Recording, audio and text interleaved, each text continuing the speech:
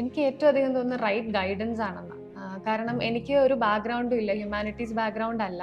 Civil സർവീസിനെ പറ്റി കാര്യമായി അറിയില്ലായിരുന്നു പഠിച്ചു തുടങ്ങുന്നത് വരെ. നമ്മള് ഏറ്റവും അധികം സമയം സ്പെൻഡ് ചെയ്യുന്നത് ഓപ്ഷണലിന് കൂടെ. അപ്പൊ നമുക്ക് തീരെ ഇൻട്രസ്റ്റ് ഇല്ലാത്ത സബ്ജക്ട് എടുത്ത് നമുക്ക് പഠിക്കാൻ പറ്റില്ല. ലൈഫിലെ ഏറ്റവും ഹാപ്പിയസ്റ്റ് മൊമെന്റ് ഏതായിരുന്നു എന്ന് ചോദിച്ചു. എന്തായിരുന്നു ആൻസർ? എനിക്ക് പെട്ടെന്ന് മനസ്സിൽ വന്നത് എൻ്റെ ബ്രദർ ഉണ്ടായ ദിവസം, അവന്റെ ബർത്ത്, ആ ഒരു ദിവസമാണ് എനിക്ക് ഓർമ്മ വന്നത്. ഹായ് ഓൾ, നമസ്കാരം. ഞാൻ മുഹമ്മദ് ഷിനാസ്, ഐലൺ IAS ഡയറക്ടർ ഒരാളാണ്. ഇന്ന് എൻ്റെ ഒപ്പം ഉള്ളത് ഇത്തവണത്തെ സിവിൽ സർവീസ് പരീക്ഷയിൽ ഉന്നത വിജയം കരസ്ഥമാക്കിയ 93rd റാങ്ക് ഹോൾഡർ ആയിട്ടുള്ള ആനി ജോർജ് ആണ്. Annie, congratulations. Thank you sir. ആനിയുടെ യാത്ര എങ്ങനെയായിരുന്നു ഈ സിവിൽ സർവീസിലേക്കുള്ളത് എന്നുള്ളത് നമുക്കൊന്ന് ഡിസ്കസ് ചെയ്യാം. ആനി, എവിടെയാണ് ആനിയുടെ സ്വദേശം? നാടെവിടെയാണ്? ഞാൻ കണ്ണൂർ ആലക്കോട് എന്ന് പറയുന്ന സ്ഥലത്തു നിന്നാണ് വരുന്നത്. സ്കൂളിംഗ് ഒക്കെ അവിടെ തന്നെ ആയിരുന്നു? സ്കൂളിംഗ് എല്ലാം കണ്ണൂർ തന്നെയായിരുന്നു. കണ്ണൂരായിരുന്നു. ഓക്കെ. ആനി സ്കൂളിംഗ് പഠിച്ചതിന് ശേഷം ഡിഗ്രിക്ക് വേണ്ടി ആനി കണ്ണൂരിൽ നിന്ന് പുറത്തേക്ക് പോവാണ് അല്ലേ? ഡിഗ്രി എവിടെയാണ് പഠിച്ചത്? ഡിഗ്രി ഞാൻ മദ്രാസിലായിരുന്നു. മദ്രാസ് ക്രിസ്ത്യൻ കോളേജിലായിരുന്നു. BSc സുവോളജി ആയിരുന്നു അല്ലേ? ഈ മദ്രാസ് ക്രിസ്ത്യൻ കോളേജ് എന്ന് പറയുന്നത് സൗത്ത് ഇന്ത്യയിലെ തന്നെ എണ്ണം പറയുന്ന കോളേജുകളിൽ ഒന്നാണ് അല്ലേ? അപ്പം ഈ സുവോളജി പഠിക്കാനുള്ള ആഗ്രഹം കൊണ്ടാണോ അതോ അത്ര നല്ലൊരു ഇൻസ്റ്റിറ്റ്യൂട്ടിൽ പഠിക്കാനുള്ള ആഗ്രഹം കൊണ്ടാണോ അങ്ങോട്ട് പോകുന്നത്? രണ്ടും ഉണ്ടായിരുന്നു. മദ്രാസ് ക്രിസ്ത്യൻ കോളേജ് സുവോളജി ഇഷ്ടമായിരുന്നു അല്ലേ? സുവോളജി ഇഷ്ടമായിരുന്നു. എനിക്ക് ബയോളജി ഇഷ്ടമായിരുന്നു സ്കൂളിൽ തന്നെ. അപ്പൊ അങ്ങനെയാണ് MCC അപ്ലൈ ചെയ്തു. കിട്ടിയപ്പോ അങ്ങനെ റാൻഡമായി അപ്ലൈ ചെയ്ത് കിട്ടിയതാണ്. ഞാൻ ചോദിക്കുന്നത്, ഈ ആലങ്കോട് എന്ന് പറയുന്നത് ഭയങ്കര ഒരു മോഡേൺ അല്ലെങ്കിൽ എന്താണ്, ഒത്തിരി അർബൻ റീജിയൻ ഒന്നും അല്ല അല്ലെ? കുറച്ചൊരു ഗ്രാമപ്രദേശമാണ്. അപ്പൊ അവിടെ ഉള്ള സ്കൂളിൽ പഠിച്ചൊരു കുട്ടിക്ക് ഈ MCC പോലുള്ളൊരു കോളേജിന്റെയും അതിന്റെ ഓപ്പർച്യൂണിറ്റീസ് ഒക്കെ നേരത്തെ അറിയുമായിരുന്നു? അറിയുമായിരുന്നു. പേരൻസ് ഇങ്ങനെ പറഞ്ഞിട്ടുണ്ടായിരുന്നു, ഇങ്ങനെ നല്ലൊരു ഇൻസ്റ്റിറ്റ്യൂട്ടിൽ പഠിക്കാമെന്ന് പറഞ്ഞിട്ടുണ്ടായിരുന്നു. അപ്പൊ അങ്ങനെയാണ് എൻ്റെ ഒരു ഫ്രണ്ട് വഴിയാണ് അറിഞ്ഞത്. അങ്ങനെ അപ്ലൈ ചെയ്തു. അങ്ങനെ അങ്ങ് പോയതാണ്. MCC അപ്ലൈ ചെയ്തു. ഓക്കെ. എങ്ങനെ ഉണ്ടായിരുന്നു MCCയിലെ ജീവിതം? MCC ഭയങ്കര രസമായിരുന്നു. ഭയങ്കര രസമായിരുന്നു. ഒത്തിരി എക്സ്പോഷർ കിട്ടി. ഒരുപാട് സ്ഥലത്തു നിന്നുള്ള ആൾക്കാരുണ്ടായിരുന്നു. അപ്പം ഒരു ലാംഗ്വേജ് പഠിക്കാൻ പറ്റി. ഒരുപാട് ആൾക്കാരുമായിട്ട് ഇന്ററാക്ട് ചെയ്യാൻ പറ്റി. ഭയങ്കര ഒരു ഡിഫറെന്റ് എക്സ്പീരിയൻസ് ആയിരുന്നു. നമ്മൾ വീട്ടിൽ നിന്ന് മാറി നിൽക്കുന്ന ഒരു എക്സ്പീരിയൻസും കൂടെ ഉണ്ടല്ലോ. അപ്പം ഭയങ്കര രസമായിരുന്നു MCC. ഭയങ്കര ലേണിംഗ് എക്സ്പീരിയൻസ് ആയിരുന്നു അല്ലേ? ഫൺ എക്സ്പീരിയൻസ് എന്ന് ആനി പലപ്പോഴും പറയുന്നത്. ആനി, പക്ഷേ എൻ്റെ ഡൗട്ട് എന്താണെന്ന് വെച്ച് കഴിഞ്ഞാൽ, സാധാരണഗതിയിൽ ഒരു സിവിൽ സർവീസ് വിജയിതാവിനെ പറ്റി എല്ലാവരും പറയുന്നത് സ്കൂൾ തൊട്ടേ പഠിക്കാൻ തുടങ്ങുന്നു, ഡെയിലി ഹിന്ദു വായിക്കുന്നു, അങ്ങനെ, അതായത് ഒരു പൊതു വിജ്ഞാനത്തെ കൂടെ ഒരു ചെറുപ്പം മുതൽ ഒത്തിരി പഠിക്കുന്ന ഒരാളെന്നുള്ള രീതിയിൽ കാണിക്കാറുണ്ട്. പക്ഷെ ആനി, ഞാൻ മനസ്സിലാക്കുന്നിടത്തോളം ഡിഗ്രി കഴിഞ്ഞ് PGയുടെ സമയത്താണ് ആനിക്ക് ആ ഒരു ആഗ്രഹം തോന്നുന്നത് അല്ലേ? ഈ ഡിഗ്രി കഴിഞ്ഞതിന് ശേഷം ആനി കേരളത്തിലേക്ക് PG ചെയ്യാൻ വരുന്നത്. അതെന്തായിരുന്നു കാരണം? കാരണം എല്ലാവരും കേരളത്തിൽ ഡിഗ്രി കഴിഞ്ഞിട്ട് PG ചെയ്യാൻ പുറത്തേക്ക് പോകുന്നതല്ലേ? കാര്യവട്ടം ക്യാമ്പസ് സുവോളജി നല്ല ഡിപ്പാർട്ട്മെന്റ് ആണെന്ന് കേട്ടിരുന്നു. അപ്പോൾ അപ്ലൈ ചെയ്ത് ടെസ്റ്റ് എഴുതി ഞങ്ങൾക്ക് അഡ്മിഷൻ ആയി. പിന്നെ അതുപോലെ തന്നെ നെറ്റ് കോച്ചിങ് എന്നുള്ള ഒരു പ്ലാനും കൂടെ ഉണ്ടായിരുന്നു. അപ്പം നെറ്റ് കോച്ചിങ് ട്രിവാൻഡ്രം നല്ലൊരു സ്ഥലമാണ്. അപ്പം അങ്ങനെ ഒരു ഐഡിയയിലാണ് ട്രിവാൻഡ്രത്തേക്ക് ഷിഫ്റ്റ് ചെയ്തത് PG ചെയ്യാൻ വേണ്ടിയിട്ട്. അപ്പം UG PG ഒക്കെ ചെയ്യുന്ന സമയത്ത് ആനിയുടെ മനസ്സുള്ള കരിയർ എന്ന് പറയുന്നത് കുറച്ചും കൂടെ അക്കാഡമിക്സ് ആയിരുന്നു അല്ലേ? ഒരു അക്കാഡമിക് ഓറിയന്റഡ് ആയിട്ട് മുന്നോട്ട് പോകണമെന്നായിരുന്നു. ഏതൊരു പോയിന്റിലാണ് ആനിക്ക് സിവിൽ സർവീസ് എന്നൊരു ഷിഫ്റ്റ് ഉണ്ടാവുന്നത്? PG ചെയ്യുന്ന സമയത്ത് ഇങ്ങനെ നമുക്ക് യൂട്യൂബിൽ ചെറിയ റെക്കമെൻഡേഷൻസ് വരുമല്ലോ. അപ്പം ടോപ്പേഴ്സ് സ്റ്റോക്ക് ഒക്കെ ആയിട്ട് യൂട്യൂബാണ് ചതിച്ചത്. അപ്പം അങ്ങനെ റെക്കമെൻഡേഷൻസ് വന്ന് ഞാൻ കുറച്ച് ടോപ്പേഴ്സ് സ്റ്റോക്ക് ഒക്കെ കണ്ട് കുറച്ച് മോക്ക് ഇന്റർവ്യൂ ഒക്കെ കണ്ടപ്പം ഒരാഗ്രഹം തോന്നി, ഇങ്ങനെ ഒന്ന് ട്രൈ ചെയ്യാം എന്നൊരു ആഗ്രഹം തോന്നി. അപ്പം എന്നിട്ടാണ് PG കഴിയുന്ന ആ ഒരു സമയത്താണ് ഞാൻ സീരിയസ് ആയി ചിന്തിച്ചു തുടങ്ങിയത്. ഒന്ന് ശ്രമിച്ചു നോക്കിയാലോ, എന്നെ കൊണ്ട് പറ്റുന്ന കാര്യമാണോ, ഒന്ന് ശ്രമിച്ചു നോക്കിയാലോ, അങ്ങനെയായിരുന്നു ഒരു ഇനിഷ്യൽ തോട്ട്. പിന്നെ കുറച്ച് മാസം ചിന്തിച്ചാണ് ഐലേണിൽ ജോയിൻ ചെയ്യുന്നത്. ആനി ഐലൻഡിലെ PCM ബാച്ചിലും ഉണ്ടായിരുന്നു അല്ലേ? ഓക്കെ. അപ്പം PG കഴിഞ്ഞു. അപ്പം ഈ ഇതിലേക്കൊരു ചെറിയൊരു ആഗ്രഹം തോന്നുന്നു. ചിന്തിച്ച് അല്ല, നമുക്ക് ഇതൊന്ന് അറ്റംപ്റ്റ് ചെയ്തല്ലോ തോന്നുന്നു. പക്ഷെ ആനി, ഞാൻ പലപ്പോഴും കുട്ടികൾ ഒത്തിരി പേരെ കണ്ടിട്ടുണ്ട്, ഫസ്റ്റ് അറ്റംപ്റ്റിൽ തന്നെ ക്ലിയർ ചെയ്യാന്ന് പറയുന്നത് ഭയങ്കര ഒരു ഡിഫിക്കൽട്ട് ടാസ്ക് ആണ്. ആനി പറയുന്നത് പോലെ നോക്കുമ്പോഴത്തേക്കും ആനി ഡിഗ്രി കഴിഞ്ഞിട്ട് ഇതിലേക്കുള്ള ആഗ്രഹം തോന്നി, പ്രിപ്പറേഷൻ PG കഴിഞ്ഞിട്ട് ആഗ്രഹം തോന്നി, പ്രിപ്പറേഷനൊക്കെ തുടങ്ങി ആനി. അപ്പം എങ്ങനെയാണ് ആ PG കഴിഞ്ഞിട്ട് ഇത് സ്റ്റാർട്ട് ചെയ്തുള്ള പേരിൽ ഒറ്റ അറ്റംപ്റ്റിൽ തന്നെ ക്ലിയർ ചെയ്യാനായിട്ട് എന്താണ് ആനിക്ക് ഫസ്റ്റ് അറ്റംപ്റ്റിൽ ക്ലിയർ ചെയ്യാൻ ആനി ഹെൽപ്പ് ചെയ്യുന്ന എനിക്ക് തോന്നുന്നത്? എനിക്ക് ഏറ്റവും അധികം തോന്നുന്നത് റൈറ്റ് ഗൈഡൻസ് ആണെന്ന്. കാരണം എനിക്ക് ഒരു ബാക്ക്ഗ്രൗണ്ടും ഇല്ല. ഹ്യൂമാനിറ്റീസ് ബാക്ക്ഗ്രൗണ്ട് അല്ല. സിവിൽ സർവീസിനെ പറ്റി കാര്യമായി അറിയില്ലായിരുന്നു പഠിച്ചു തുടങ്ങുന്നത് വരെ. അപ്പം അതിന് വേണ്ടിയിട്ടുള്ള ഒരു റൈറ്റ് ഗൈഡൻസ് ഇനിഷ്യലി തന്നെ കിട്ടി. നമ്മുടെ മെന്റർഷിപ്പ് പ്രോഗ്രാം എൻ്റെ മെന്റർ ഒത്തിരി അധികം ഹെൽപ്പ് ചെയ്തിട്ടുണ്ട്. രാഹുൽ രാഹുൽ രാഘവനായിരുന്നു. സാർ ആയിരുന്നു എൻ്റെ മെന്റർ. ഇൻട്രസ്റ്റിംഗ് ആയിട്ടുള്ള സിനാരിയോ എന്താണെന്ന് വെച്ച് കഴിഞ്ഞാൽ ഈ വർഷത്തെ റാങ്ക് ലിസ്റ്റിൽ രാഹുലും സർവീസിലുണ്ട്. അപ്പം മെന്ററും മെന്റിയും ഒരേ സമയം റാങ്ക് ലിസ്റ്റിൽ വന്നിരിക്കുകയാണ്. ഓക്കെ, അപ്പം ഐലൻഡിൽ വരുന്നു, ഐലൻഡിൽ നിന്ന് കൃത്യമായിട്ട് ഒരു ഗൈഡൻസ് കിട്ടുന്നു എന്ന് പറയുന്നു. Okay, mentorship programme. ഓക്കെ, അപ്പം ഞാൻ എന്നാൽ ഈ ഓരോ സ്റ്റെപ്പിലേക്കുള്ള ആനയുടെ പ്രിപ്പറേഷനിലേക്ക് ഞാൻ വരുവാണ്. അപ്പം നമ്മൾ പ്രിലിംസ് എടുക്കുമ്പോഴത്തേക്കും ആനി നേരത്തെ പറഞ്ഞതുപോലെ നമ്മുടെ ബാക്ക്ഗ്രൗണ്ട് ഈസ് നോട്ട് ഹ്യൂമാനിറ്റീസ്. ഇപ്പം ഞാനൊരു എഞ്ചിനീയർ ആയിരുന്നു. ഞാനൊക്കെ ഇനിഷ്യലി സ്ട്രഗിൾ ചെയ്തിരുന്നത് പ്രിപ്പറേഷന് സമയത്തുള്ളത് എങ്ങനെയാണ് ഈ ഇതെല്ലാം പഠിച്ചെടുക്കുക എന്നുള്ളതായിരുന്നു. അപ്പം ആനിക്കും പുതിയ കുറേ സബ്ജക്ട്സ് അല്ലായിരുന്നു. എങ്ങനെയാണ് ആനി അത് പഠിച്ചെടുക്കുന്നത്? എങ്ങനെയായിരുന്നു ആനിയുടെ പ്രിലിംസിനും അല്ലെങ്കിൽ ആ ഇനിഷ്യൽ പ്രിപ്പറേഷൻ സ്റ്റേജ് എങ്ങനെയായിരുന്നു? ഇനിഷ്യൽ പ്രിപ്പറേഷൻ നമ്മുടെ PCM ക്ലാസ്സിന്റെ ഷെഡ്യൂളിൽ തന്നെ ഞാൻ പോയത്. ആദ്യം നമുക്ക് സ്റ്റാർട്ട് ചെയ്തത് എക്കണോമിയും ജോഗ്രഫി ആയിരുന്നു. അപ്പോൾ എക്കണോമി തീരെ എനിക്ക് അറിയില്ലായിരുന്നു. ബേസിക്സ് തന്നെ 10th വരെ പഠിച്ചൊരു അറിവേ ഉണ്ടായിരുന്നുള്ളൂ. അപ്പം മാമിന്റെ ക്ലാസ് കേൾക്കും, പോയി ന്യൂസ് പേപ്പറിൽ കാണുന്ന എക്കണോമി പേജിലുള്ള കാര്യങ്ങളൊന്നും തന്നെ എനിക്ക് മനസ്സിലാവാറുണ്ടായിരുന്നില്ല.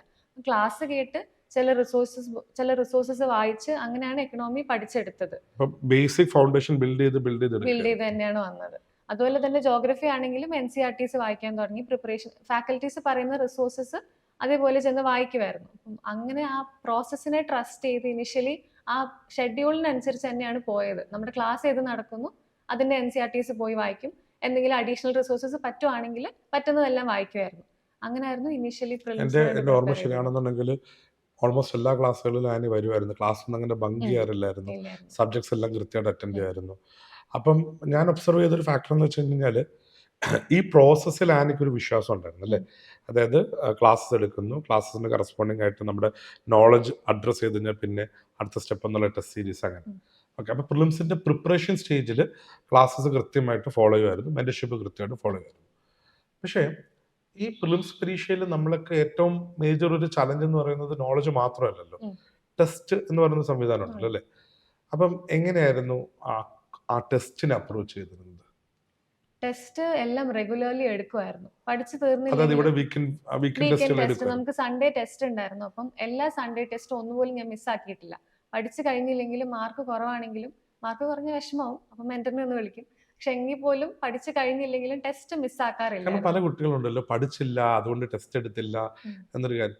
പഠിച്ചില്ലെങ്കിൽ അതിന് ടെസ്റ്റ് എടുക്കും. പഠിക്കാണ്ടിരിക്കില്ലായിരുന്നു, പഠിച്ചു കഴിഞ്ഞില്ലെങ്കിൽ പോലും ടെസ്റ്റ് എടുക്കാണ്ടിരിക്കില്ലായിരുന്നു. ടെസ്റ്റ് മിസ്സാക്കില്ല. കാരണം മിസ്സായാലും നമ്മളെ ഷെഡ്യൂളിന് അടുത്ത സൺഡേയിലേക്ക് ലാഗായി പോകും. അപ്പം ഞാൻ ടെസ്റ്റ് എന്തായാലും എടുക്കുമായിരുന്നു. അപ്പം മാർക്ക് പറഞ്ഞാൽ എക്സ്ട്രാ ഒന്ന് വർക്ക് ചെയ്യും എന്നല്ലാണ്ട് ടെസ്റ്റ് മിസ്സാക്കാറില്ലായിരുന്നു. പിന്നെ ചെയ്തൊരു കാര്യം എന്ന് വെച്ചാൽ മാക്സിമം ടെസ്റ്റുകൾ എടുക്കുമായിരുന്നു. അപ്പം നമുക്ക് സൺഡേ വീക്ക്ലി ടെസ്റ്റ് നടക്കുന്നതിന് മുന്നേ ഞാൻ ഏതെങ്കിലും ഒരു 2 PYQs അല്ല, ഏതെങ്കിലും പേപ്പേഴ്സ്, മോക്ക് പേപ്പേഴ്സ് ചെയ്യും. ആ സൺഡേ ഇപ്പം നമുക്ക് എൻവയൺമെന്റ് ടെസ്റ്റ് ആണെങ്കിൽ ആ ഒരു ഫ്രൈഡേ സാറ്റർഡേ ഞാൻ ഏതെങ്കിലും 2 എൻവയൺമെന്റിന്റെ പേപ്പേഴ്സ് ചെയ്തിട്ട് വരും. അതിന്റെ ആൻസർ കീസ് ഒന്ന് റിവൈസ് ചെയ്യും. എന്നിട്ടാണ് സൺഡേ ടെസ്റ്റ് എടുക്കുക. അപ്പം കുറച്ചും കൂടെ ഒന്ന് ഈസി ആവും സൺഡേയിലെ ടെസ്റ്റ്. ആനിയുടേതായിട്ടുള്ളൊരു പ്രിപ്പറേഷൻ ടെസ്റ്റിന് മുന്നോടിയായിട്ട് ആനി കൊണ്ടുവരുമായിരുന്നു by going through some question papers. That's interesting. Okay, പിന്നീട് നമ്മുടെ പ്രിലിംസ് ടെസ്റ്റ് സീരീസിലേക്ക് വന്നപ്പോഴത്തേക്കോ IPTS തുടങ്ങിയപ്പോഴാണ് ഈ ഒരു സ്ട്രാറ്റജി ചെയ്തത്. നമുക്ക് സൺഡേ ആ ടെസ്റ്റ് വരുന്നത്. അപ്പോൾ ഒരു മൺഡേ, ട്യൂസ്ഡേ, വെനസ്ഡേ, തേഴ്സ്ഡേ കൊണ്ട് അത്യാവശ്യം റിവൈസ് ചെയ്ത് കഴിയും. ലെക്ചർ നോട്ട്സ്, NCERTs റിവൈസ്, നേരത്തെ ഹൈലൈറ്റ് ചെയ്ത് വെച്ച പോർഷൻസ് ഒന്ന് റിവൈസ് ചെയ്യും പറ്റുന്നത്രയും. അത് കഴിഞ്ഞ് തീർന്നില്ലെങ്കിൽ പോലും ഫ്രൈഡേ, സാറ്റർഡേ ഞാൻ റിവിഷൻ ആയിരുന്നു. ആ ഒരു 4 ദിവസം വായിച്ച കാര്യം ഫ്രൈഡേ, സാറ്റർഡേ കൊണ്ട് ഞാൻ ഒന്ന് ഓടിച്ചു നോക്കും. കൺസിസ്റ്റന്റ് റിവിഷൻ ഉണ്ടായിരുന്നു. അപ്പം അതിനുശേഷം ഈ ഫ്രൈഡേ, സാറ്റർഡേ റിവൈസ് ചെയ്ത് കഴിഞ്ഞ് പറ്റുവാണെങ്കിൽ 2 ടെസ്റ്റ് എടുക്കുമായിരുന്നു ഈ ഒരു 1 വീക്കിൽ. എന്നിട്ടാണ് അങ്ങനെയായിരുന്നു സൺഡേ ടെസ്റ്റിനുള്ള പ്രിപ്പറേഷൻ. പിന്നെ ചെയ്തൊരു കാര്യം, റിസോഴ്സസ് ഭയങ്കര മിനിമം ആയിരുന്നു. ഞാൻ ലെക്ചർ നോട്ട്സ് വായിക്കും, NCERTs വായിക്കും, പിന്നെ വളരെ ബേസിക് ആയ റിസോഴ്സസ് എന്തെങ്കിലും അഡീഷണൽ റെഫറൻസ് ബുക്സ് പറഞ്ഞാൽ അതും കൂടെ വായിക്കും. അതിനപ്പുറത്തേക്ക് ഞാൻ റിസോഴ്സസ് കൂട്ടിയിട്ടില്ല. ലിമിറ്റഡ് റിസോഴ്സസ് ആയിരുന്നു, റിവിഷൻ ആയിരുന്നു കൂടുതൽ ചെയ്യാൻ നോക്കിയിരുന്നു. എനിക്ക് ഓർമ്മ ഉണ്ടെന്ന് അറിയത്തില്ല, നമ്മൾ ഫസ്റ്റ് ഓറിയന്റേഷൻ ക്ലാസ്സിൽ നമ്മളൊരു കാര്യം പറയും. അതായത് എങ്ങനെയാണ് ഫസ്റ്റ് അറ്റംപ്റ്റിൽ ക്ലിയർ ചെയ്യാൻ പറ്റുന്ന 3 കാര്യങ്ങൾ പറയുന്നതിൽ ഒന്ന് സ്ട്രോങ് ഫൗണ്ടേഷൻ ഉണ്ടായിരിക്കണം, പിന്നെ റിവിഷൻസ് മാക്സിമം ചെയ്യണം, പിന്നെ പ്രാക്ടീസ് ചെയ്യണം. ഇതാണ് ഫൗണ്ടേഷൻ ഏറ്റവും കൂടുതൽ ഇമ്പോർട്ടൻ്റ് ആയിട്ട് നമ്മൾ ഐഡൻറ്റിഫൈ ചെയ്തിട്ടുള്ള കാര്യങ്ങൾ. എനിക്ക് ഞാൻ ഈ 3 കാര്യങ്ങൾ വളരെ കൃത്യമായിട്ട് ചെയ്യുന്നുള്ളത്. ഇനി ഞാൻ ഈ മെയിൻസിലേക്ക് വരുമ്പോഴത്തേക്കും മെയിൻസിലെ ഏറ്റവും ക്രൂഷ്യൽ എലമെന്റ് എന്ന് പറയുന്നത് നോളജ് അല്ല, ആ നോളജ് എങ്ങനെ പ്രസന്റ് ചെയ്യുന്നു എന്നുള്ളതാണല്ലോ അല്ലേ. അപ്പോൾ ആനിക്ക് റൈറ്റിംഗ് സ്കില്ല് നേരത്തെ ഉണ്ടായിരുന്നു, അതോ ആനി എങ്ങനെയായിരുന്നു ആനിയുടെ റൈറ്റിംഗ്? റൈറ്റിംഗ് സ്കിൽസ് ഉണ്ടോയെന്നും ചോദിച്ചാൽ ഉണ്ടായിരുന്നു. പക്ഷെ മെയിൻസിന് എങ്ങനെ എഴുതണം എന്നുള്ള ഒരു ഐഡിയ വന്നത് പിന്നീടാണ്. കാരണം ആദ്യത്തെ നമ്മുടെ MTSലെ ഫസ്റ്റ് ടെസ്റ്റ് 20 ക്വസ്റ്റ്യൻസിൽ ഞാൻ ആദ്യത്തെ ടെസ്റ്റ് പോളിറ്റി ആയിരുന്നു. പോളിറ്റിയിൽ എനിക്ക് കണ്ടന്റും കുറവായിരുന്നു, എനിക്ക് സ്പീഡും ഇല്ലായിരുന്നു, എല്ലാം കൊണ്ടും ലാക്കിംഗ് ആയിരുന്നു. ആ സമയത്ത് ഞാൻ ടെസ്റ്റ് എഴുതിയപ്പം 20 ക്വസ്റ്റ്യനിൽ 7 ക്വസ്റ്റ്യൻ ഞാൻ എഴുതിയിട്ടുള്ളൂ. അപ്പം എന്നോട് മെന്റർ അർജുൻ സാർ ആയിരുന്നു. അപ്പം അർജുൻ സാർ പറഞ്ഞു 20 ക്വസ്റ്റ്യൻ എഴുതണം, സമയം നമുക്ക് പിന്നെ മാനേജ് ചെയ്യാം, 20 ക്വസ്റ്റ്യൻസ് എഴുതിയാലേ എനിക്ക് എങ്ങനെ ഇമ്പ്രൂവ് ചെയ്യണമെന്ന് പറയാൻ പറ്റൂ, ക്വസ്റ്റ്യൻ ആൻസർ എഴുതിയില്ലെങ്കിൽ സാറിന് കമന്റ് പറയാൻ ഫീഡ്ബാക്ക് തരാൻ പറ്റില്ല. അപ്പൊ സാർ അങ്ങനെ എന്നോട് ഇപ്പൊ സമയം നോക്കണ്ട, ഇപ്പൊ എഴുതി ആൻസർ കണ്ടന്റ് നമുക്ക് ബിൽഡ് ചെയ്യാം, ആൻസർ എഴുതുന്ന സ്കിൽസ് ബിൽഡ് ചെയ്യാം, എന്നിട്ട് നമുക്ക് സമയത്തിലേക്ക് കൊണ്ടുവരാന്ന് പറഞ്ഞു. അപ്പൊ സാർ അങ്ങനെ എന്നോട് പറഞ്ഞു 3 hours നോക്കണ്ട, സമയം എടുത്ത് എഴുതിക്കോ, എന്നിട്ട് അങ്ങനെ സാർ ഫീഡ്ബാക്ക് തരാൻ അപ്പം തുടങ്ങി. ആദ്യം ആൻസറിന്റെ ക്വാളിറ്റി ഇമ്പ്രൂവ് ചെയ്യാൻ നോക്കി, അതെ അതെ ആ എന്നിട്ടാണ് ടൈമിംഗ് എന്നുള്ള പെർസ്പെക്റ്റീവിലേക്ക് അതെ വരുന്നത് അല്ലേ? ആ ഓക്കെ. പക്ഷെ ഇത് റിഗ്രസ് ആയിട്ട് ചെയ്യുന്നുണ്ട്, കുറച്ച് കൊണ്ടുവരാൻ ആ നോക്കുന്നുണ്ടായിരുന്നു അല്ലേ? കുറച്ചുകൊണ്ട് സാർ പറഞ്ഞു ഓരോ ടെസ്റ്റ് എഴുതുമ്പോഴും സമയം ഒന്ന് നോട്ട് ചെയ്ത് വെക്കണം, ഓരോ ടെസ്റ്റ് കഴിയുമ്പോൾ സമയം കുറയുന്നുണ്ടോ എന്ന് നോക്കണം എന്ന് പറഞ്ഞു. അപ്പം അങ്ങനെയായിരുന്നു മെയിൻസിന്റെ ഒരു പ്രിപ്പറേഷൻ. ഈ നമ്മുടെ സിവിൽ സർവീസ് പ്രിപ്പറേഷൻ ജേർണിയിൽ ഒരു ക്രൂഷ്യൽ എലമെന്റ് ആണ് നമ്മുടെ ഓപ്ഷണൽ സെലക്ട് ചെയ്യാന്നുള്ളത്. അപ്പൊ സുവോളജി ബാക്ക്ഗ്രൗണ്ട് ഉള്ളത് കൊണ്ടായിരുന്നു ആന്ത്രോപോളജിയിലേക്ക് പോയത്. എങ്ങനെയാണ് ആന്ത്രോ ഓപ്ഷനിലേക്ക് എത്തിയത്? സുവോളജി ബാക്ക്ഗ്രൗണ്ട് ഉള്ളത് ഒരു ഫാക്ടർ ആയിരുന്നു. ഞാൻ നോക്കിയ കാര്യങ്ങൾ എനിക്ക് ഇൻട്രസ്റ്റ് ഉണ്ടാവണം, കാരണം നമ്മൾ ഏറ്റവും അധികം സമയം സ്പെൻഡ് ചെയ്യുന്നത് ഓപ്ഷണലിന് കൂടെ. അപ്പം നമുക്ക് തീരെ ഇൻട്രസ്റ്റ് ഇല്ലാത്ത സബ്ജക്റ്റ് എടുത്ത് നമുക്ക് പഠിക്കാൻ പറ്റില്ല, അത്രയും സമയം ഇൻവെസ്റ്റ് ചെയ്യേണ്ട കാര്യം. അപ്പം ഇൻട്രസ്റ്റ് ഒരു ഫാക്ടർ ആയിരുന്നു. അക്കാഡമിക് ഗൈഡൻസ് ഉണ്ടോ, റിസോഴ്സസ് ഉണ്ടോ എന്ന് നോക്കി. കാരണം സുവോളജി എനിക്ക് എടുക്കാൻ ചെറിയ ആഗ്രഹം ഉണ്ടായിരുന്നു, പക്ഷെ സയൻസ് സബ്ജക്റ്റ് ആയതുകൊണ്ട് ചെറിയൊരു ബുദ്ധിമുട്ട് തോന്നി. അങ്ങനെ ആന്ത്രോയിലേക്ക് എത്തി. പിന്നെ ഈ ഒരു ബയോളജി ചെറിയ പോർഷൻസ് ഒക്കെ ഓവർലാപ്പ് ചെയ്യുന്നുണ്ടായിരുന്നു, ജെനറ്റിക്സിന് കുറച്ച് എലമെന്റ് ഒക്കെ കുറച്ച് വരുന്നുണ്ട്. എലമെന്റ്സ് ഉണ്ടായിരുന്നു. അപ്പൊ അങ്ങനെയാണ് ആന്ത്രോയിലേക്ക് എത്തിയത്.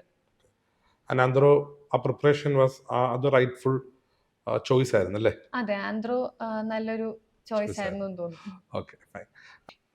പ്രിലിംസ് കഴിഞ്ഞു, മെയിൻസ് കഴിഞ്ഞു, അടുത്തത് ഇന്റർവ്യൂ സ്റ്റേജ് ആണ്. ആനി എങ്ങനെയായിരുന്നു ഇന്റർവ്യൂ ഒക്കെ? കംഫർട്ടബിൾ ആയിട്ടുള്ള ഒരാളാണ് ഇതുപോലെ കോളേജിലൊക്കെ വെച്ച് ഒത്തിരി സ്റ്റേജ് പെർഫോമൻസ് ഒക്കെ ചെയ്തിട്ടുണ്ടോ? സ്റ്റേജിൽ കയറാൻ പേടിയൊക്കെ ഉണ്ടോ? സ്റ്റേജിൽ കയറാൻ പേടിയുണ്ട്. ഞാൻ അങ്ങനെ സ്കൂളിൽ നിന്ന് ചെറിയ പെർഫോമൻസ് ഒക്കെ ഉണ്ടായിരുന്നു, പക്ഷെ കോളേജിൽ ചെന്നിട്ട് അങ്ങനെയുള്ള കാര്യങ്ങളൊന്നും അറ്റൻഡ് ചെയ്തിട്ടില്ല. അപ്പൊ എനിക്ക് നല്ല പേടി ഉണ്ടായിരുന്നു. അപ്പം അതുകൊണ്ട് മെയിൻസ് റിസൾട്ട് വന്നപ്പം കുറച്ച് ക്ലൂലെസ് ആയിരുന്നു ഞാൻ. അപ്പൊ അത് കഴിഞ്ഞിട്ട് ഡാഫിലിങ്ങിന്റെ സമയത്ത് സാറിന്റെ അടുത്ത് വന്നു, സാർ കുറെ ഹെൽപ്പ് ചെയ്തു. അതിനുശേഷം നമ്മൾ കുറെ സെഷൻസ് ഇരുന്നു, ആൻസേഴ്സ് എങ്ങനെ ഫ്രെയിം ചെയ്യണം, എന്തൊക്കെ പറയണം എന്നൊക്കെ പറഞ്ഞ് സാറ് കുറെ ഹെൽപ്പ് ചെയ്തു. പിന്നെ ചെയ്തൊരു കാര്യം, 2 ന്യൂസ് പേപ്പേഴ്സ് വായിക്കാൻ തുടങ്ങി ഇന്റർവ്യൂ പ്രിപ്പറേഷൻ സമയത്ത്. ഇന്റർവ്യൂ പ്രിപ്പറേഷൻ അതിന് വേണ്ടിയിട്ട് ഞാൻ എഡിറ്റോറിയൽസ് ഉറക്കെ വായിക്കുമായിരുന്നു. 2 പേപ്പറിന്റെ എഡിറ്റോറിയൽസ് കമ്മ്യൂണിക്കേഷൻ സ്കിൽസ് ഇംപ്രൂവ് ചെയ്യാൻ വേണ്ടിയിട്ടും വൊക്കാബുലറി ഇംപ്രൂവ് ചെയ്യാൻ വേണ്ടിയിട്ടൊക്കെ ഉറക്കെ വായിക്കാൻ തുടങ്ങി ഇന്റർവ്യൂവിന്റെ ആ ഒരു സമയത്ത്. അതങ്ങനെയായിരുന്നു ഇന്റർവ്യൂ പ്രിപ്പറേഷന്റെ ഒരു സ്റ്റേജ്. ഏത് പാനലായിരുന്നു കിട്ടിയത്? എനിക്ക് ശുക്ല സാറിന്റെ ശുക്ല പാനലായിരുന്നു. സാർ. എങ്ങനെയുണ്ടായിരുന്നു ഇന്റർവ്യൂ? ഇന്റർവ്യൂ ഭയങ്കര കോർഡിയലായിരുന്നു. മോക്ക് ഇന്റർവ്യൂവിന്റെ ഒരു എക്സ്പീരിയൻസേ അല്ലായിരുന്നു. ഒരു കാര്യം അറിയില്ല എന്ന് പറഞ്ഞ അവര് അത് ഡ്രോപ്പ് ചെയ്ത് നെക്സ്റ്റ് ക്വസ്റ്റ്യനിലേക്ക് മൂവ് ചെയ്യും. ഒട്ടും സ്ട്രെസ്ഫുൾ ആക്കാൻ നോക്കിയിട്ടേ ഇല്ല. നോക്കിയില്ല. നല്ല കോർഡിയൽ ഏറ്റവും ബോർഡായിരുന്നു. ഇൻട്രസ്റ്റിംഗ് ആയിട്ടുള്ള ചോദ്യം ഏതായിരുന്നു, ഓർക്കുന്നുണ്ടോ അവർ ചോദിച്ചതിൽ? ഇൻട്രസ്റ്റിംഗ് ആയിട്ട് തോന്നിയത് എന്നോട് ചോദിച്ചു, ലൈഫിലെ ഏറ്റവും ഹാപ്പിയസ്റ്റ് മൊമെന്റ് ഏതായിരുന്നു എന്ന് ചോദിച്ചു. എന്തായിരുന്നു ആൻസർ?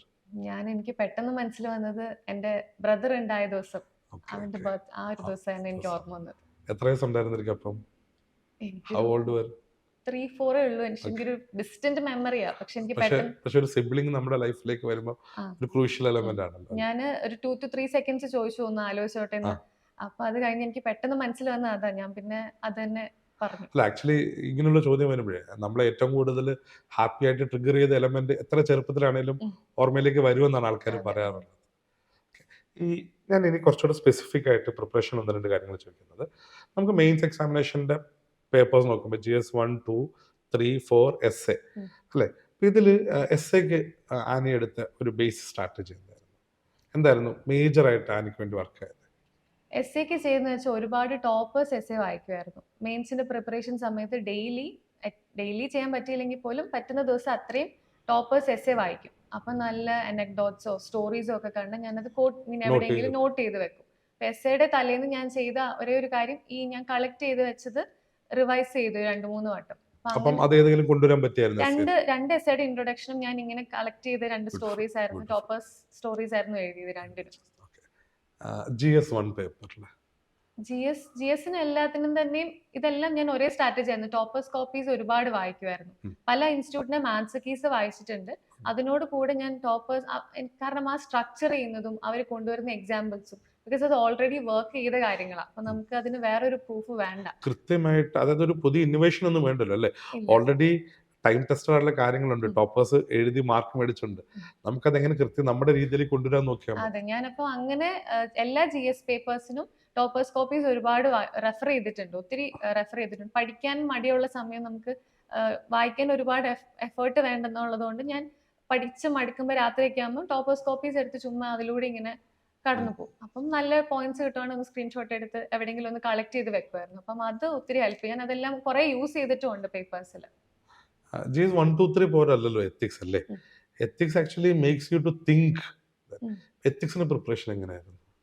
എത്തിക്സിന്റെ പ്രിപ്പറേഷൻ PCM കോഴ്സ് ചെയ്യുമ്പോൾ ഞാൻ ആൻസേഴ്സ് എത്തിക്സിന് മാത്രം എഴുതുമായിരുന്നു. ഓ, എസ്സേയും ബാക്കി GS പേപ്പേഴ്സ് എഴുതിയിട്ടില്ല. പക്ഷെ എത്തിക്സ് പേപ്പർ ഇച്ചിരി ഡിഫറെന്റ് ആണെന്ന് ഇങ്ങനെ മെന്റർ പറഞ്ഞതുകൊണ്ട് എത്തിക്സിന്റെ ആൻസർ ഞാൻ വല്ലപ്പോഴും ഒക്കെ എഴുതുമായിരുന്നു. അപ്പം അറ്റ്ലീസ്റ്റ് വീക്ക്ലി ഒന്നെങ്കിലും എഴുതി മെന്ററിനെ കാണിക്കും, മെന്റർ ഫീഡ്ബാക്ക് തരും. അപ്പൊ അങ്ങനെയാണ് എത്തിക്സ് പേപ്പേഴ്സും. എത്തിക്സ് പേപ്പേഴ്സിനും സെയിം സ്ട്രാറ്റജിയാണ്. ടോപ്പേഴ്സിന്റെ എത്തിക്സ് കോപ്പീസ് എടുക്കും. അപ്പൊ എത്തിക്സ് കോപ്പീസ് പലരുടെയും പല സ്റ്റൈലാണ്. ചിലർ പാരഗ്രാഫ് ആയിട്ട് എഴുതും, ചിലർ പോയിന്റ്സ് ആയിട്ട് എഴുതും. അപ്പൊ അത് ഓരോ സ്റ്റൈലും നോക്കി നമുക്ക് വർക്ക് ആവുന്ന ഒരു കാര്യത്തിലേക്ക് അവസാനം എത്തി. അപ്പൊ എത്തിക്സിന്റെ ഒരു പ്രിപ്പറേഷനും ഈ ടോപ്പേഴ്സ് എന്നിട്ട് കോപ്പി പിന്നെ വഴി ടീച്ചർ സാറുമായിട്ട് ഇരിക്കുന്നുണ്ടായിരുന്നു അല്ലേ? ടീച്ചർ സാറിന്റെ നോട്ട്സ് ഒരുപാട് നോട്ട്സ്. റിവൈസ് ചെയ്തിട്ടുണ്ട്. ടീച്ചർ സാറിന്റെ നോട്ട്സ് പലവട്ടം റിവൈസ് ചെയ്തിട്ട് അതിൽ നിന്നുള്ള ഒരുപാട് പോയിന്റ്സും എത്തിക്സിന്റെ ആൻസർ ഷീറ്റിൽ കൊണ്ടുവന്നിട്ടുണ്ടായിരുന്നു. ഈ നമ്മൾ ഈ ജേർണി നോക്കുമ്പോഴത്തേക്ക്, ഇപ്പോൾ സിവിൽ സർവീസ് ജേർണി നോക്കുമ്പോഴത്തേക്കും ആനിൽ നിന്ന് ഞാൻ മനസ്സിലാക്കുന്ന ഒരു കാര്യം എന്ന് വെച്ച് കഴിഞ്ഞാൽ, ആനി സ്കൂളിംഗ് കോളേജിലൊക്കെ ഒത്തിരി സിവിൽ സർവീസിന് പുറകെ പോയിട്ടില്ലെങ്കിലും കറക്റ്റ് സമയത്ത് കറക്റ്റ് കാര്യങ്ങൾ ചെയ്തു പോകുന്നുണ്ട്. ഇങ്ങനൊരു ഗൈഡൻസിൽ നമ്മുടെ പേരൻസ് ഒരു ക്രൂഷ്യൽ എലമെന്റ് ആണ്, നമ്മുടെ സിബ്ലിങ്സ് ഒരു ക്രൂഷ്യൽ എലമെന്റ് ആണ്. ഈ ജേർണിയിൽ ഫാമിലിനെ എങ്ങനെയാണ് കാണുന്നത്? ഫാമിലി ഭയങ്കര സപ്പോർട്ടീവ് ആയിരുന്നു. നമുക്ക് ഫാമിലിയുടെ സപ്പോർട്ട് ഭയങ്കര ക്രൂഷ്യൽ ആണ് തന്നെ. നമുക്ക് ഒരു മെയിൻ സ്ട്രെങ്ത് എന്ന് പറയുന്ന ഫാമിലിയാണ്. അപ്പൊ എനിക്ക് പ്രിലിംസിനൊക്കെ മാർക്ക് പറയുമ്പോൾ ഞാൻ വിളിക്കും, വിഷമിച്ച് വിളിക്കുമ്പം ഏറ്റവും കൂടുതൽ സപ്പോർട്ട് ചെയ്തതും ഫാമിലി തന്നെയാണ്. അപ്പം എന്നോട് ഞാൻ പ്രിപ്പറേഷൻ തുടങ്ങാൻ വരുന്ന സമയത്ത് എന്നോട് വീട്ടിൽ നിന്ന് അപ്പ പറഞ്ഞിരുന്നു, ഒരു 3-4 ഇയേഴ്സ് ഒക്കെ എടുക്കും യൂഷ്വലി എല്ലാവരും. അപ്പൊ നീ ആ 3-4 ഇയേഴ്സ് മനസ്സിൽ കണ്ടിട്ട് പോയാൽ മതി, പെട്ടെന്ന് കിട്ടുന്ന കാര്യമല്ല. അതിനുള്ള ഒരു മെന്റൽ സ്ട്രെങ്ത് വേണം എന്ന് പറഞ്ഞിട്ടാണ് അപ്പ വിട്ടത്. അതേസമയം അമ്മ നേരെ ഓപ്പോസിറ്റ് ഒരു സ്ട്രാറ്റജി ആയിരുന്നു. എനിക്ക് എന്തായാലും കിട്ടുന്നായിരുന്നു അമ്മയുടെ ഒരു. അപ്പൊ ഒരു ബാലൻസ് ആയിരുന്നു രണ്ടുപേരും. ഇപ്പൊ സിബ്ലിങ്സ് ആണെങ്കിലും രണ്ടുപേരും എന്തായാലും കിട്ടും, കുഴപ്പമില്ല. അങ്ങനെ ഒരു എത്ര വയസ്സുണ്ട് രണ്ടുപേർക്കും? അനിയൻ ഇപ്പം MBA ഡിഗ്രി കഴിഞ്ഞ് MBA ചെയ്യാൻ വേണ്ടി നിൽക്കുകയാണ്. അനിയത്തി 16, അവള് +2. ഓക്കെ. ഇവർ രണ്ടുപേരും ഭയങ്കര, പിന്നെ അതുപോലെ തന്നെ ഫ്രണ്ട്സ് ഓൾസോ അല്ലേ? കാരണം ക്രിസ്ത്യൻ അവിടെ പഠിച്ചപ്പോഴത്തേക്ക് അവിടെയും കുറെ ഫ്രണ്ട്സ് കിട്ടിയിട്ടുണ്ട്, ഇവിടെ പഠിച്ചപ്പോഴും ഫ്രണ്ട്സും ക്രൂഷ്യൽ എലമെന്റ് അല്ലായിരുന്നു?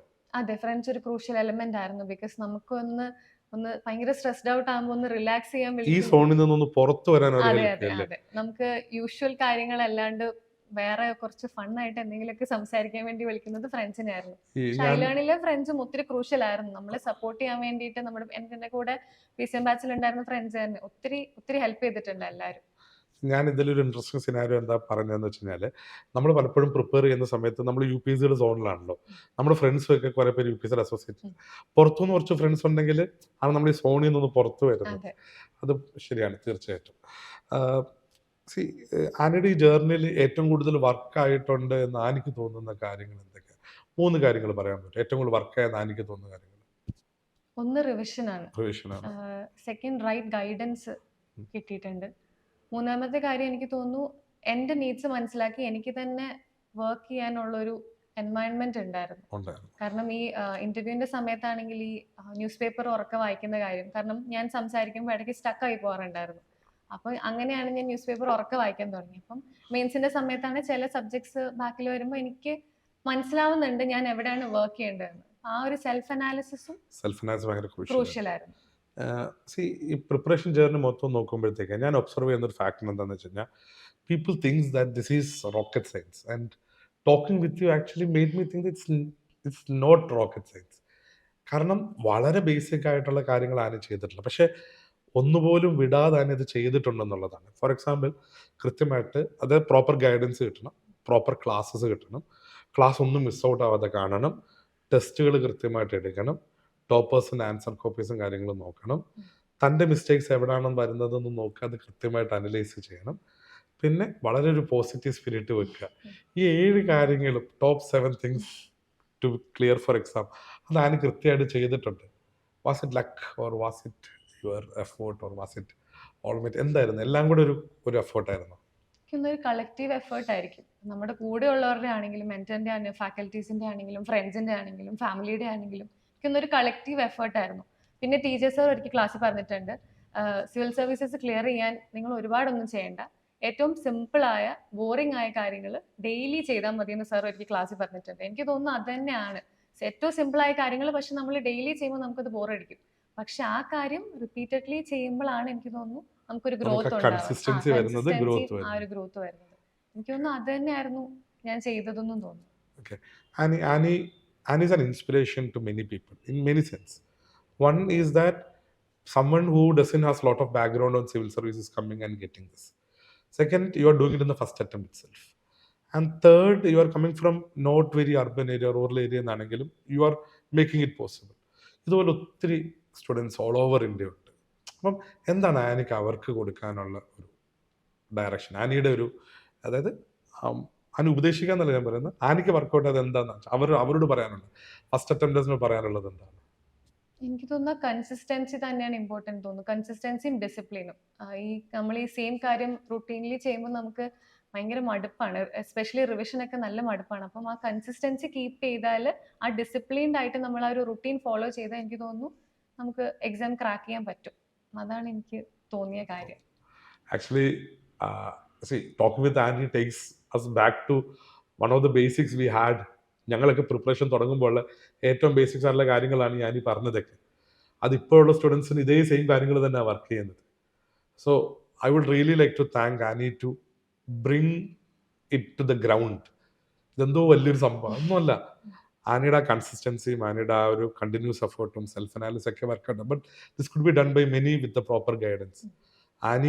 എനിക്ക് രണ്ടാമതൊരു താങ്ക്സ് എന്ന് പറയുന്നത് ഐലേൺ മുന്നോട്ട് വെച്ചിരിക്കുന്ന ഒരു പ്രോസസ്സിൽ എനിക്ക് ഭയങ്കര ഒരു ബിലീഫ് ഉണ്ടായിരുന്നു എന്നാണ്. And actually that gives lot of confidence on us, lot of responsibility on us also. ഇതുപോലെ കൂടുതൽ റാങ്കുകൾ കൊണ്ടുവരാൻ ഞങ്ങൾക്ക് സാധ്യമാകട്ടെ. ആനിയുടെ കരിയറിൽ കൂടുതൽ ഉയരങ്ങളിലേക്ക് എത്താൻ പറ്റട്ടെ എന്ന് ആശംസിക്കുന്നു. Congratulations. All the best. Thank you. Come and join iLearn IAS and feel the difference.